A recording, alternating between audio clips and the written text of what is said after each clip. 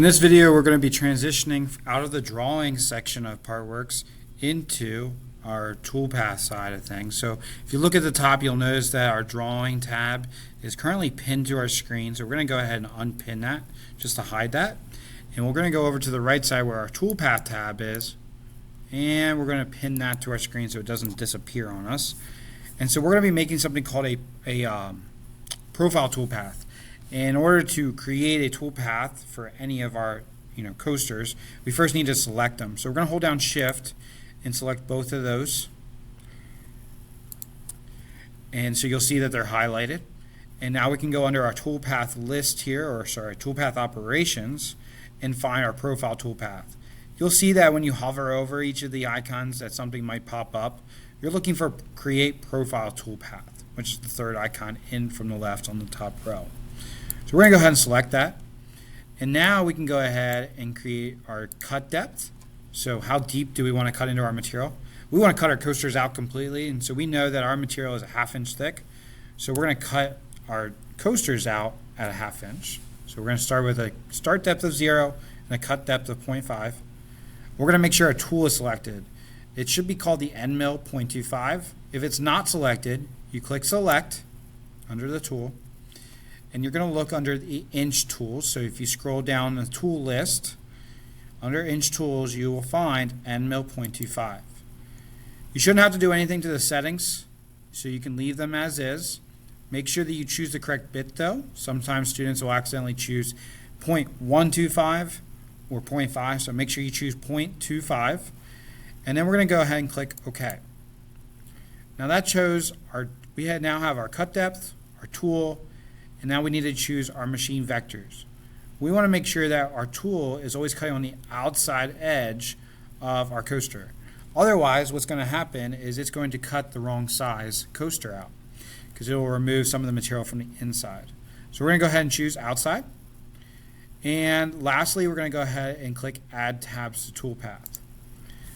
Now, by checking this box, you're allowing the program to add material that will not be removed around the coaster where the toolpath would be cutting. So let me go ahead and just explain how to actually add the tabs. So we check the box that says Add Tabs to Toolpath. You're going to go into Edit Tabs, and you're going to add 2 of them, one on either side of your coaster. They don't have to be perfectly aligned with one another. And we're going to go ahead and do that to the other coaster as well. And now I can go ahead and click Close. So you're not actually clicking anything in here.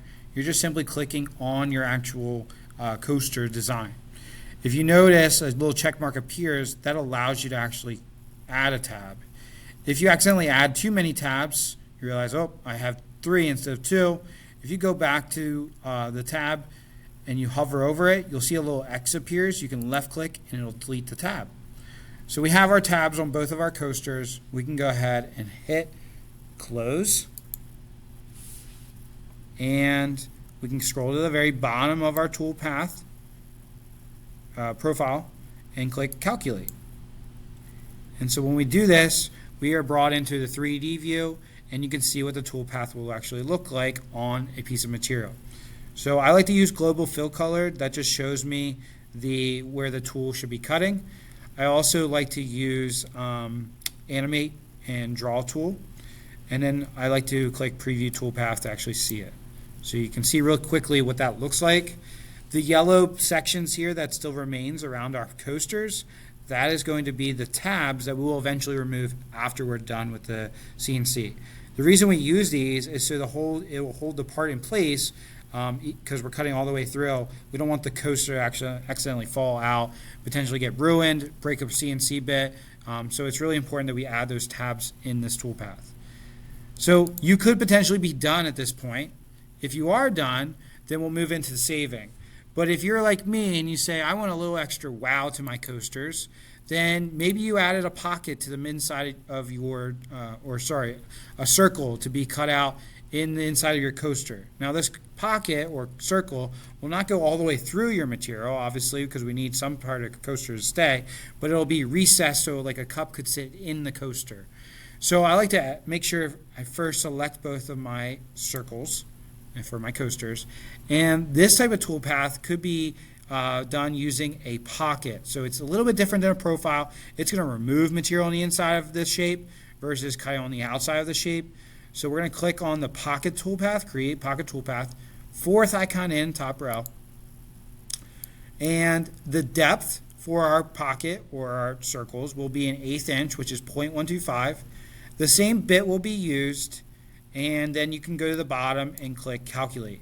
Now this only works if you have your actual circles highlighted. So now I can go ahead and click preview toolpath, and I can see what that looks like.